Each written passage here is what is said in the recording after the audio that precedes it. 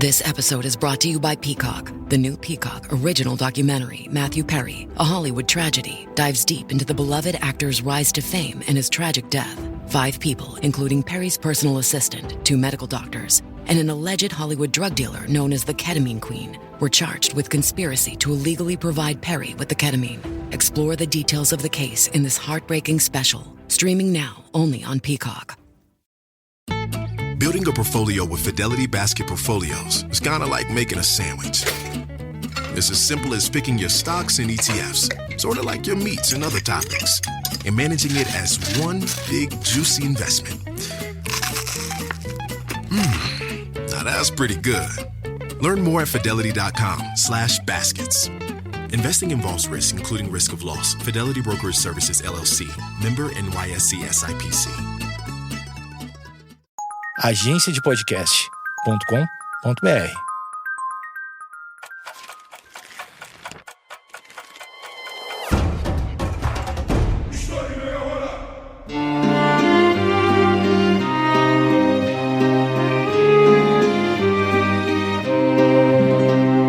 Como se proteger de inimigos poderosos?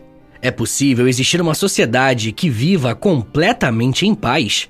Essas são apenas algumas perguntas que podemos nos fazer quando estudamos com mais atenção o que foi o Pacto de Varsóvia, uma das alianças mais importantes do século XX. Esse episódio está inserido em uma espécie de série onde eu abordo vários temas importantes da Guerra Fria. O meu objetivo aqui hoje é te apresentar as principais características desse pacto e como que ele influenciou o período. Como sempre, eu quero lembrá-los que eu uso fontes e autores confiáveis que você pode e deve consultar na descrição do episódio. Primeiramente, temos que saber que o que chamamos de Pacto de Varsóvia está inserido em um contexto bem específico, que, como eu falei, é o da Guerra Fria. Compreender as origens do Pacto de Varsóvia nos leva a fazer uma análise das condições políticas e geopolíticas que surgiram após a Segunda Guerra Mundial, além do papel das superpotências na formação de blocos de alianças e a escalada da competição ideológica que dividiu o mundo em 2 blocos, o socialismo e o capitalismo. Quando a Segunda Guerra terminou em 1945, o mundo estava diante de uma nova era. A Europa, principal palco do conflito, estava em ruínas, com cidades destruídas, economias colapsadas e milhões de pessoas fora de suas casas, porque precisaram fugir dos conflitos. Porém, a guerra também redesenhou o equilíbrio de poder global. O eixo de influência política, econômica e militar se deslocou da Europa para 2 novas superpotências, os Estados Unidos e a União Soviética. Os Estados Unidos saíram da guerra com a sua economia praticamente intacta, se consolidando como a maior potência industrial e militar do mundo. A União Soviética, mesmo tendo sido invadida pelos nazistas, conseguiu reverter a situação e despontar como uma das maiores potências militares do mundo. Tanto que ela foi a principal responsável pelo enfraquecimento dos nazistas após a vitória na Batalha de Stalingrado. Os Estados Unidos e a União Soviética durante a Segunda Guerra Mundial eram aliados, mas essa aliança era bem frágil e baseada em um inimigo em comum. Com o fim do conflito, as diferenças ideológicas e políticas entre o capitalismo estadunidense e o socialismo soviético vieram à tona, inaugurando um novo período de tensões conhecido como Guerra Fria. Se você é um ouvinte antigo do História em Meia Hora, você sabe que a Guerra Fria consistia em uma competição por influência política, econômica e militar em escala global, além de uma disputa ideológica para definir os rumos do mundo pós-Segunda Guerra. Cada lado buscava ampliar a sua esfera de influência através de alianças militares e conflitos armados com participação indireta dessas potências. E, claro, uma corrida tecnológica armamentista e até espacial. Na Europa, as linhas de divisão entre os blocos capitalista e socialista se tornaram cada vez mais fortes. Após a derrota do nazismo, a União Soviética ocupou a maior parte do leste europeu, influenciando e instalando governos socialistas alinhados com Moscou em países como Polônia, Tchecoslováquia, Hungria e Bulgária. Esses estados satélites formavam uma barreira geopolítica que servia tanto como proteção contra possíveis ataques ocidentais, quanto uma extensão da influência soviética e, claro, uma barreira contra o próprio modelo capitalista. Ao mesmo tempo, os Estados Unidos buscavam segurar a expansão do socialismo por meio de políticas como a doutrina Truman, que prometia apoio militar e econômico a países ameaçados, ou pelo menos supostamente ameaçados, pelo comunismo. Em 1947, foi lançado o Plano Marshall, que forneceu bilhões de dólares para a reconstrução da Europa Ocidental, fortalecendo as economias capitalistas e criando um bloco unido de aliados sob a liderança dos Estados Unidos. Um marco importantíssimo no início da Guerra Fria foi a criação da Organização do Tratado do Atlântico Norte, a OTAN, em 1949. Fundada por 12 países, ela contou com a entrada dos Estados Unidos pouco tempo depois da formação do bloco, que foi estabelecida como uma aliança militar defensiva com o objetivo declarado de proteger os seus membros contra qualquer agressão externa, principalmente vinda da União Soviética. A OTAN representava mais do que uma aliança militar, era uma manifestação clara da divisão ideológica e política do mundo. A inclusão da Alemanha Ocidental na aliança em 1955 intensificou as tensões com a União Soviética, que via a militarização da Europa Ocidental como uma ameaça direta. Foi nesse contexto que o Pacto de Varsóvia foi criado, como uma resposta equivalente à OTAN, uma tentativa de consolidar a posição soviética no leste europeu. Um outro elemento muito importante da Guerra Fria foi a corrida armamentista, principalmente com o desenvolvimento de armas nucleares. Tanto os Estados Unidos quanto a União Soviética buscavam garantir a sua segurança por meio de ameaças dos dois lados, acumulando arsenais capazes de destruir o inimigo em caso de ataque. Essa doutrina, conhecida como Destruição Mútua Assegurada, AMAD, era baseada na ideia de que um ataque nuclear levaria à aniquilação total de ambos os lados, desencorajando qualquer confronto direto. Quem fala melhor um pouco sobre isso é o professor Eric Hobsbawm, dizendo que, abre aspas, assim que a União Soviética adquiriu armas nucleares, as duas superpotências claramente abandonaram a guerra como um instrumento de política, pois isso equivalia a um pacto suicida. Fecha aspas. A corrida armamentista não parou apenas nas armas nucleares. Foi parte atuante dessa disputa o desenvolvimento de tecnologias militares avançadas, como mísseis balísticos intercontinentais, submarinos nucleares e sistemas de defesa antimísseis. Ao mesmo tempo, as superpotências competiam pela supremacia no espaço, resultando na corrida espacial, que começou com o lançamento do satélite soviético Sputnik, em 1957. Mesmo que a Guerra Fria tenha se concentrado principalmente na Europa, a sua influência se estendeu para muitas outras regiões do mundo. Os Estados Unidos e a União Soviética se envolveram em uma série de conflitos em países da Ásia, África e América Latina, apoiando governos, movimentos de resistência ou grupos insurgentes que se alinhavam com as suas ideologias.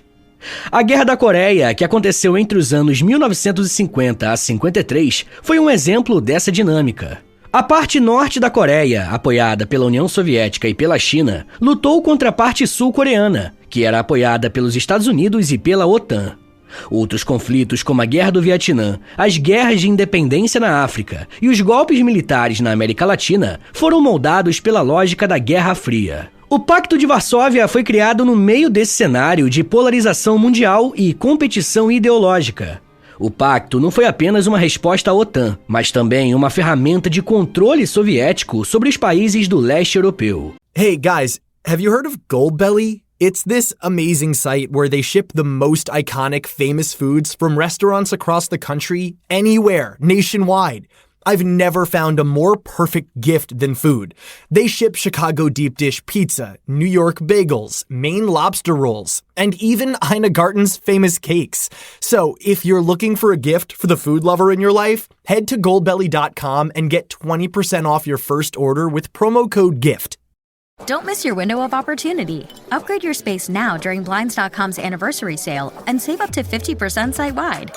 Our design experts can help schedule a professional measure and installation, plus guidance for DIYers too. With over 25 million windows covered and our 100% satisfaction guarantee, you can count on Blinds.com to deliver results you'll love. Shop Blinds.com's anniversary sale now for up to 50% off site-wide. Save up to 50% site-wide at Blinds.com. Rules and restrictions may apply.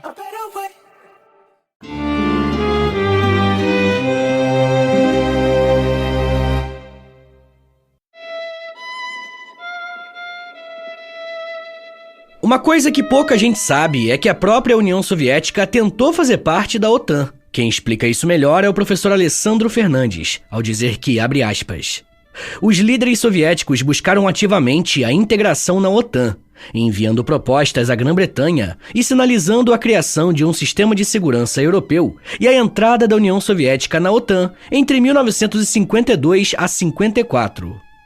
No entanto, essas propostas, incluindo planos para estabilizar a situação alemã sob a condição de neutralidade, não obtiveram aceitação. A morte de Stalin em 1953 não alterou substancialmente esse cenário, e as novas lideranças soviéticas buscaram negociações para resolver essas questões.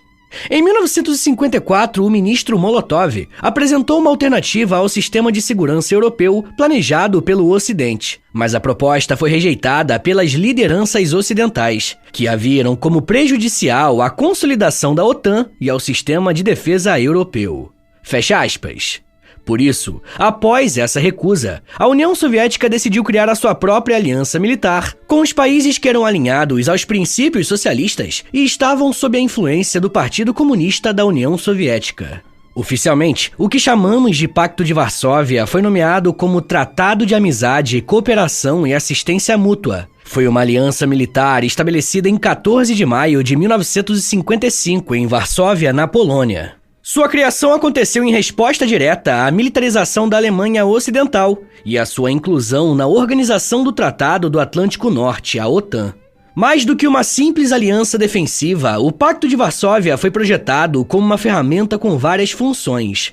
O pacto foi pensado para ser uma rede de defesa mútua contra possíveis ameaças do Ocidente, além de um mecanismo de controle da União Soviética sobre seus estados satélites e um símbolo de coesão ideológica no bloco socialista. Com uma estrutura militarizar centralizada e dominada por Moscou, o pacto se tornou um instrumento do Partido Comunista da União Soviética para consolidar o seu poder no cenário internacional.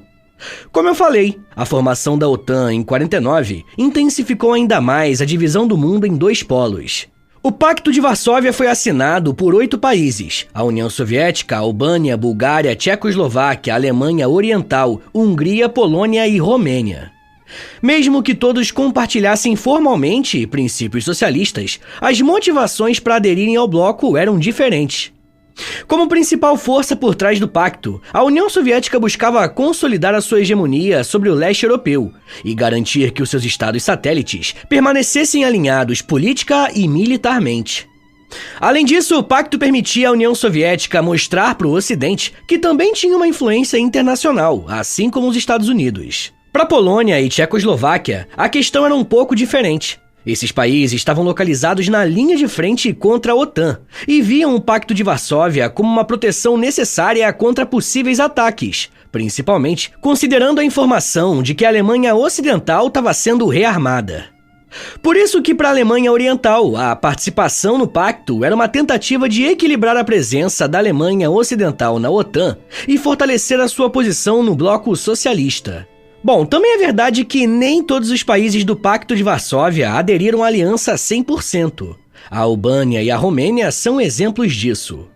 Mesmo que inicialmente participassem como parte do bloco socialista, esses países adotaram posturas mais independentes com o passar do tempo, principalmente a Romênia, que começou a resistir ao controle soviético já nos anos 60.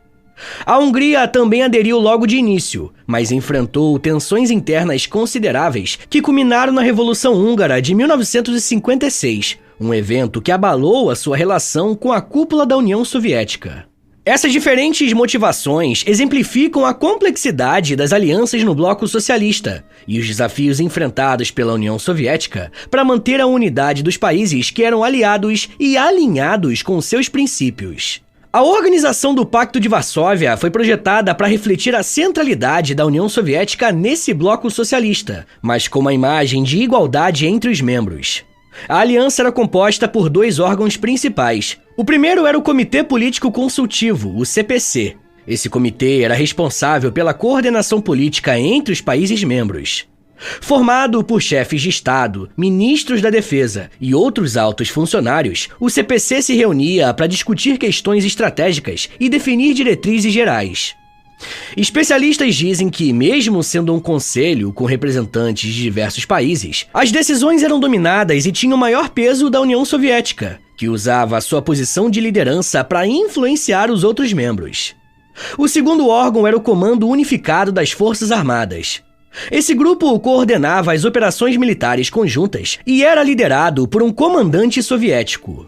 A integração das forças armadas dos países membros era uma característica central do pacto, permitindo a realização de exercícios militares em grande escala e a padronização de equipamentos e estratégias.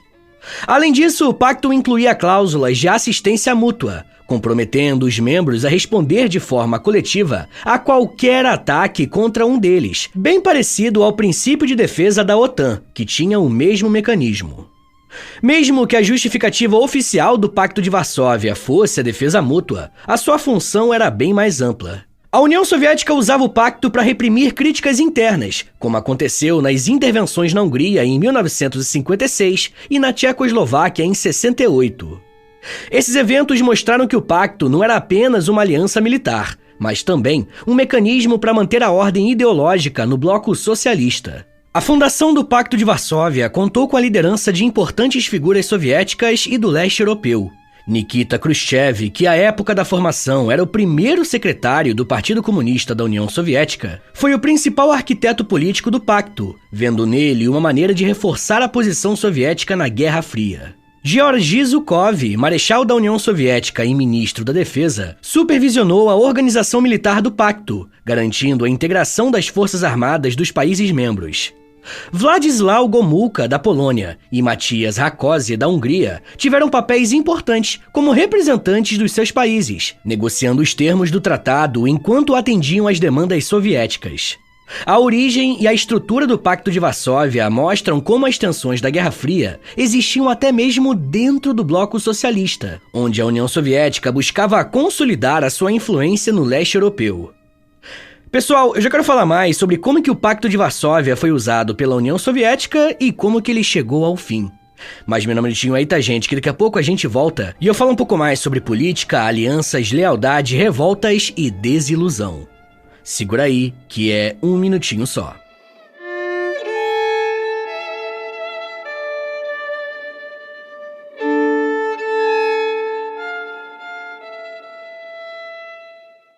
Fala pessoal, tô passando aqui rapidinho pra avisar vocês que se você se torna um apoiador do podcast, você recebe acesso a mais de 140 episódios exclusivos que você pode ouvir no aplicativo do Apoia-se. E toda semana eu publico um novo episódio exclusivo lá pra vocês. E dependendo do nível do apoio que você assinar, você também recebe acesso ao Clube do Livro do História em Meia Hora e ao Close Friends lá no Instagram, onde eu publico diariamente curiosidades históricas. Então é isso, assine o apoia.se/História em Meia Hora para você receber um monte de conteúdo exclusivo e ajudar o meu trabalho a continuar de pé.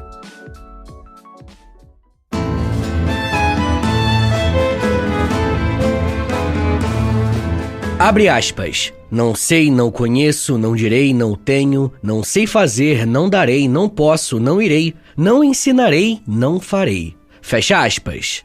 As palavras que você acabou de ouvir foram escritas por críticos da União Soviética e do próprio Pacto de Varsóvia em janeiro de 1968.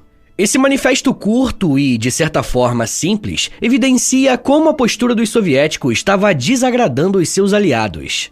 Ao longo de sua existência, o Pacto de Varsóvia esteve envolvido em uma série de conflitos e intervenções que, para alguns, descumpriu a sua proposta inicial de defesa dos seus membros contra ameaças externas.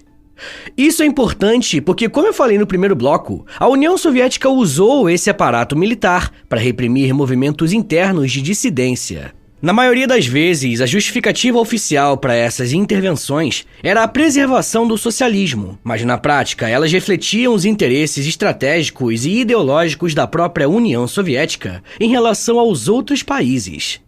As intervenções mais relevantes do Pacto de Varsóvia aconteceram em países da própria aliança, deixando claro as tensões internas que desafiavam a coesão da aliança. Um dos eventos mais marcantes envolvendo o Pacto de Varsóvia foi a Revolução Húngara de 1956, que representou o primeiro grande desafio à hegemonia soviética no bloco socialista. Em outubro de 1956, manifestações em Budapeste deram início a um movimento popular que exigia reformas políticas, maior autonomia em relação à União Soviética e a retirada das tropas soviéticas do território húngaro. Inicialmente, o governo soviético demonstrou certa disposição para negociar, retirando temporariamente as suas tropas da Hungria. Porém, quando ficou claro que as demandas dos manifestantes incluíam a saída da Hungria do Pacto de Varsóvia e a possibilidade de uma transição para um modelo político mais próximo do Ocidente, a União Soviética optou por uma resposta militar firme. Em outubro de 1956, tropas do Pacto de Varsóvia invadiram a Hungria, enfrentando uma grande resistência, mas mal organizada. A invasão resultou na morte de milhares de civis e na prisão e execução de líderes do movimento, como Imre Nagy, o primeiro-ministro que havia apoiado as reformas. A repressão reforçou o controle soviético sobre a Hungria, mas também gerou condenação internacional, especialmente do Ocidente, que via o episódio como uma evidência da brutalidade soviética. Para alguns historiadores, a atuação da União Soviética através do Pacto de Varsóvia na Hungria representou uma espécie de desencantamento com a proposta de defesa dos soviéticos em relação aos outros países socialistas. Outro episódio emblemático foi a intervenção do Pacto de Varsóvia na Tchecoslováquia durante a chamada Primavera de Praga, em 1968. Liderado por Alexander Dubček, o movimento propunha uma série de reformas que visavam democratizar o regime socialista, incluindo maior liberdade de imprensa, expressão e de formação de grupos políticos, além de uma economia mais descentralizada. Essas reformas ficaram conhecidas como o socialismo com rosto humano. Embora Dubček tenha reiterado seu compromisso com o socialismo e a permanência no Pacto de Varsóvia, as lideranças soviéticas, principalmente Leonid Brezhnev, temiam que o sucesso das reformas na Tchecoslováquia pudesse inspirar movimentos parecidos em outros países do bloco. Em agosto de 68, tropas de 5 países membros do pacto, a União Soviética, Polônia, Hungria, Bulgária e Alemanha Oriental, invadiram a Tchecoslováquia. A ocupação encontrou resistência pacífica, com protestos populares, mas foi suficiente para forçar a renúncia de Dubček e o abandono das reformas. A intervenção consolidou a chamada doutrina Brezhnev, que afirmava o direito da União Soviética de intervir em qualquer país socialista para proteger os interesses do bloco. Mesmo que a repressão tenha garantido a estabilidade imediata, ela também aprofundou o descontentamento entre as populações locais e expôs fissuras dentro do pacto, como a recusa da Romênia e da Albânia em participar da invasão. Nos anos 80, o Pacto de Varsóvia enfrentou novos desafios na Polônia, onde o movimento sindical Solidariedade, liderado por Lech Walesa, ganhou muita força. O Solidariedade começou como um sindicato trabalhista, mas rapidamente se transformou em um movimento político, exigindo reformas democráticas e contestando a legitimidade do governo comunista. A ascensão do Solidariedade preocupou a União Soviética, que temia uma repetição dos eventos da Hungria e Tchecoslováquia. Ao contrário de intervenções anteriores, dessa vez Moscou escolheu pressionar o governo polonês a lidar com a crise internamente. Em 1981, o general Wojciech Jaruzelski, líder do governo polonês, declarou lei marcial, prendendo líderes do Solidariedade e reprimindo o movimento. É verdade que o Pacto de Varsóvia não tenha enviado tropas, mas o episódio mostrou a fragilidade do bloco e o crescimento do descontentamento das populações locais com os regimes comunistas. A crise na Polônia também refletiu as dificuldades econômicas e políticas que estavam corroendo a coesão do pacto. Além das grandes intervenções, o Pacto de Varsóvia enfrentou uma série de crises internas que atrapalharam a sua eficiência. Um exemplo significativo foi o afastamento da Albânia na década de 60, devido a divergências com a União Soviética. Sob a liderança de Enver Hoxha, a Albânia se alinhou com a China durante a cisão sino-soviética, abandonando formalmente o pacto em 1968. Esse atrito entre a China e a União Soviética é um ponto muito importante tanto para a Guerra Fria quanto para os dois países, E eu quero falar mais sobre esse tema no episódio exclusivo dessa semana para os apoiadores lá no Apoia-se. Se você quiser ouvir esse e os outros mais de 170 episódios exclusivos que já tem por lá, basta assinar o apoia.se/História em Meia Hora ou clicar no link da descrição, porque além de você receber um monte de conteúdo exclusivo, você também ajuda o meu trabalho a continuar de pé. Mas enfim, gente. Outro caso que mostrou as dificuldades do Pacto de Varsóvia foi o comportamento da Romênia, liderada pelo Nicolae Ceausescu, que adotou uma postura mais independente dentro do bloco. Mesmo que permanecesse oficialmente no pacto, a Romênia se recusou a participar de intervenções militares como na Tchecoslováquia e buscou estabelecer relações diplomáticas mais amplas com o Ocidente. Eu sei que parece que o Pacto de Varsóvia se concentrou em intervenções militares dentro do bloco socialista, mas a aliança também desempenhou um papel importante na corrida armamentista.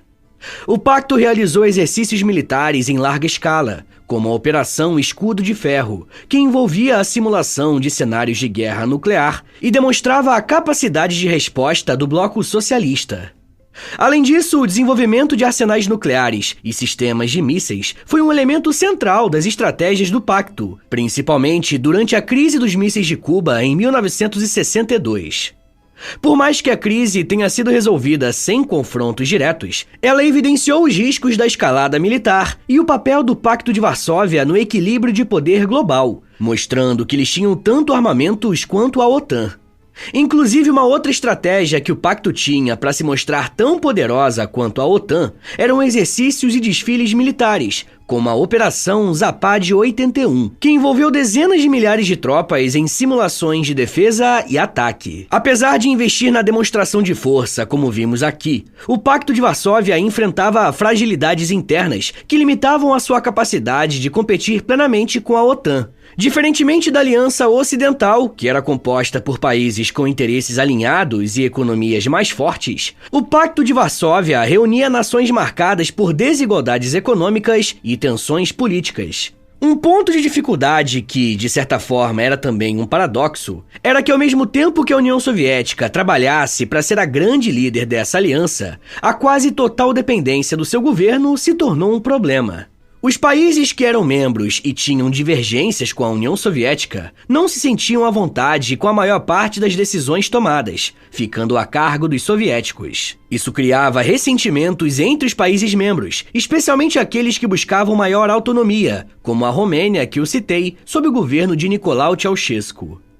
Um outro problema que o pacto enfrentava era uma questão econômica. Os países do leste europeu enfrentavam dificuldades econômicas bem sérias, que foram agravadas pela centralização dos sistemas socialistas.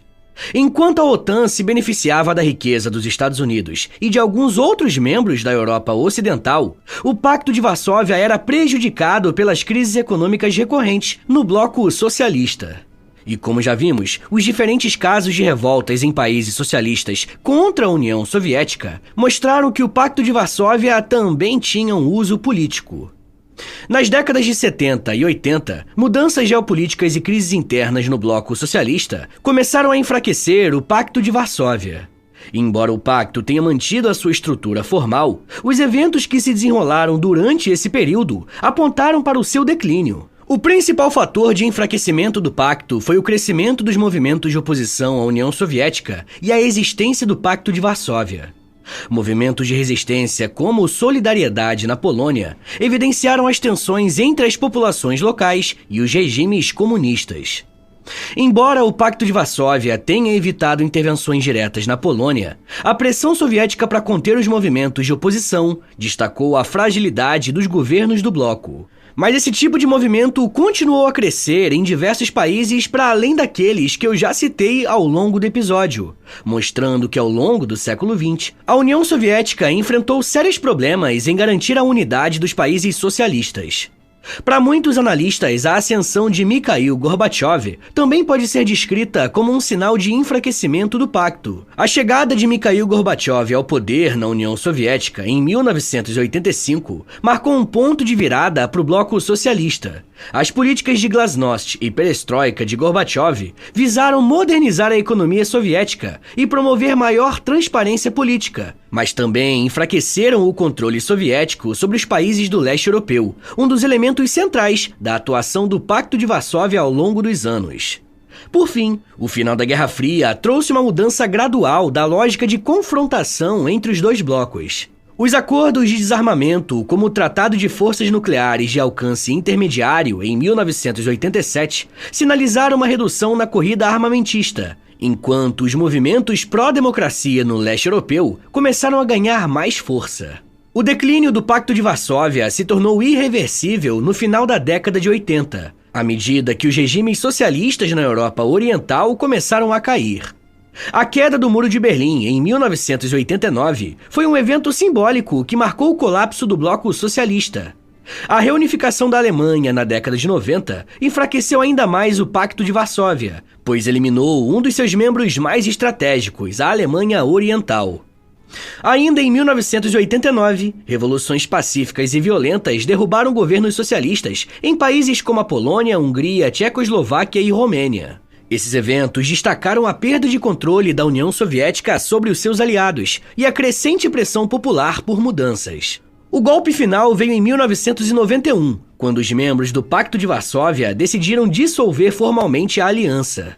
Isso ocorreu em um contexto de colapso da União Soviética, que também enfrentava uma grave crise política e econômica interna. Vale lembrar que foi no mesmo ano que a própria União Soviética foi dissolvida. Mesmo que o Pacto de Varsóvia tenha deixado de existir, o seu legado se mostrou relevante em vários aspectos das relações internacionais e da geopolítica do período, e de certa forma tem reflexos até hoje. A rivalidade entre Oriente e Ocidente moldou as dinâmicas políticas e econômicas do século XX, e os efeitos ainda são sentidos em questões como a expansão da OTAN para o leste europeu e as tensões entre a Rússia e o Ocidente. Com o colapso do Pacto de Varsóvia, a OTAN se expandiu para incluir muitos dos antigos membros do bloco socialista, como Polônia, Hungria e República Tcheca. Essa expansão gerou novas tensões, especialmente com a Rússia, que vê a OTAN como uma ameaça imediata. Pessoal, eu vou recomendar 3 episódios aqui do podcast, que você pode procurar aí no feed do História em Meia Hora, e eles vão servir de complemento para esse episódio que você está ouvindo aqui, beleza? O primeiro episódio se chama OTAN, o segundo se chama Rússia e Ucrânia, e o terceiro se chama Guerra Fria. Agora, bora fazer aquele resumão de 1 minutinho para você relembrar o que você aprendeu hoje? Vamos lá! Quando falamos na história do Pacto de Varsóvia, estamos falando de uma aliança militar formada em 1955 pela União Soviética e os seus aliados do bloco socialista do leste europeu, em resposta à criação da Organização do Tratado do Atlântico Norte, a OTAN, em 1949. Oficialmente chamado de Tratado de Amizade, Cooperação e Assistência Mútua, o pacto tinha como objetivo principal consolidar o poder soviético na região e garantir uma defesa coletiva contra possíveis ameaças do Ocidente durante a Guerra Fria. A aliança funcionava como um instrumento para fortalecer o controle soviético sobre os países satélites e coordenar ações militares, como intervenções para reprimir movimentos de liberalização, como ocorreu na Hungria em 1956 e na Tchecoslováquia em 1968. O Pacto de Varsóvia também simbolizava a divisão geopolítica e ideológica do mundo em 2 blocos, o capitalista liderado pelos Estados Unidos e o socialista liderado pela União Soviética. Com o colapso do bloco socialista e o fim da Guerra Fria, a organização foi dissolvida em 1991, mas o seu legado ainda permanece de pé, sobretudo quando órgãos ocidentais tentam atrair ex-membros do pacto, gerando até guerras com milhares de vítimas civis. Mas isso já é um papo para uma outra meia hora.